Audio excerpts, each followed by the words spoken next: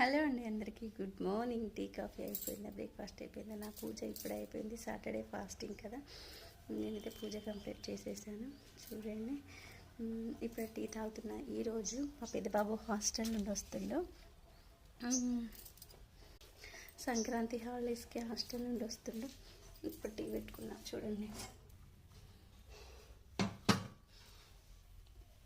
మా చోటుకు ఈరోజు సంక్రాంతి ఫెస్టివల్ ఏమంటారు, సంబరాలు జరుగుతున్నాయట స్కూల్లో. ఈరోజు నేనైతే టమాటా పప్పు చేశాను.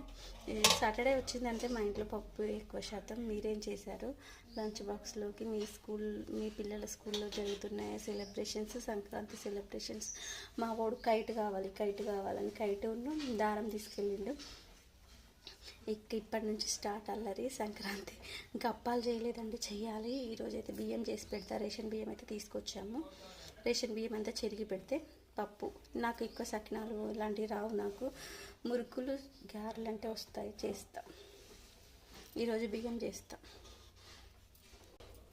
ఈరోజు పప్పు టమాటా చేసేస్తాను. ఇది రైస్. ఇప్పుడే టీ అయితే పూజ కూడా కంప్లీట్ చేసేసాను. ఇంకా కలర్స్ తీసుకొచ్చుకోవాలి. సంక్రాంతి అంటే మీరు ఎలా సెలబ్రేషన్ చేస్తారు? మాకైతే మా అమ్మనే గారెలు, మురుకులు అవన్నీ చేసి పెట్టేది. ఈసారి అమ్మ వాళ్ళ ఇంటికి వెళ్ళకుండా అయిపోతుంది. నాకైతే అప్పాలు చేయడం అంటే చాలా కష్టం, అసలు చేయలేను.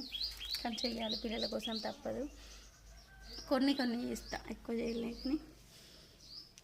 ఏడిపోతుంది, పని అంటేనే భయం అవుతుంది నాకు అసలే, కానీ తప్పదు. ఓకే అండి, వీడియో నచ్చితే లైక్ చేయండి. నాలాగా మీరు ఎవరైనా ఉన్నారా అప్పాలంటే భయపడే వాళ్ళు? తినడం అంటే ఇష్టం ఎవరికైనా, చేయడమే కష్టం. అందులో నేను ఫస్ట్ ఉంటా, కానీ బాగా తినండి, కొంచెం లైట్గా. ఓకే అండి, బాయ్.